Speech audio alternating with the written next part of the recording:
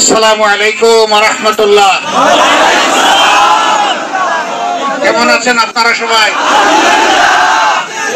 ভাই বোনেরা, আমি আজকে বক্তব্য দিতে আসি নাই, আমি এসেছি আপনাদেরকে দেখতে। আলহামদুলিল্লাহ আলহামদুলিল্লাহ রাব্বিল আলামিন ওয়াসসালাতু ওয়াসসালামু আলা রাসূলিল কারীম ওয়া আলা আলিহি ওয়া সাহবিহি ওয়া আহলি বাইতি আজমাইন। আজকে ফেনী, নোয়াখালী এবং লক্ষ্মীপুর এই তিন জেলায় সম্প্রতি অকাল বন্যা, ভারত থেকে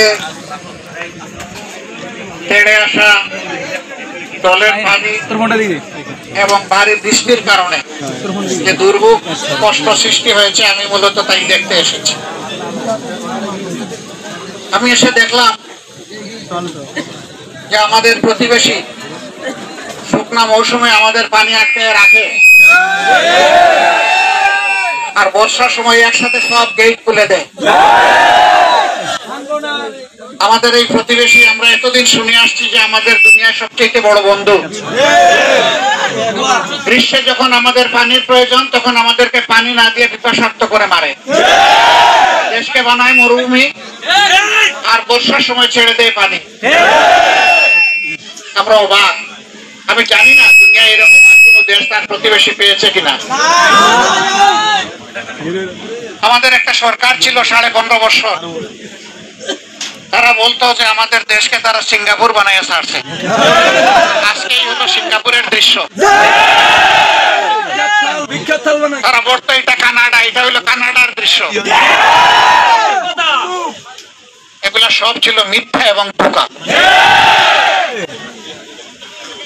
এরা জনগণের সমস্ত অধিকার কেড়ে নিয়েছিল। মানুষ তার বাসায় একটা পর্দা টানালে বলতো যে এই ঘরে জঙ্গি আছে। ওদের মাথায়, ওদের মগজে সবসময় জঙ্গি জঙ্গি ভাব ছিল।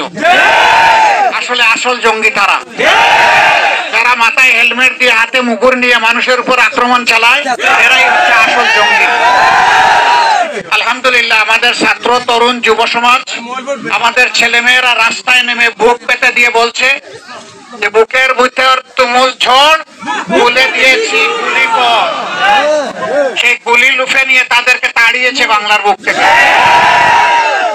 একটা শাসক 15.5 বছর দেশ শাসন করলো, তার পালাতে হবে কেন? লজ্জা নাই। তারা বলতো যে আমাদেরকে নাকি উন্নয়নের মহাসড়কে উঠে দিছে। এই হলো লক্ষ্মীপুরের মহাসড়ক। সম্মানিত ভাই ও বন্ধুরা, আমার মা এবং বোনেরা, আসুন আমরা সবাই আল্লাহর কাছে দোয়া করি। আল্লাহ আমাদের থেকে জালিম বিদায় করেছেন, চিরতরেই যেন এই জালিমরা বিদায় হয়ে যায়। নতুন কোন জালিমের আগমন যেন না ঘটে। দেশ যেন সুবিচারের উপর, ইনসাফের উপর প্রতিষ্ঠিত হয়। প্রত্যেকটি মা বোন, আমার ভাইয়েরা যেন সম্মানের সাথে দেশে বসবাস করতে পারে। ইজ্জত নিয়ে, দিন নিয়ে, ঈমান নিয়ে, ধর্ম নিয়ে যেন বসবাস করতে পারে। সকল ধর্মের মানুষ শান্তিতে তার ধর্মীয় অনুষ্ঠান করবে, কেউ কারো অনুষ্ঠানে বাধা দেবে না। আফসোস, বাংলাদেশে বেশিরভাগ মানুষ মুসলমান, আর দুনিয়ার একমাত্র সংখ্যালঘু মুসলমান হচ্ছে বাংলাদেশে।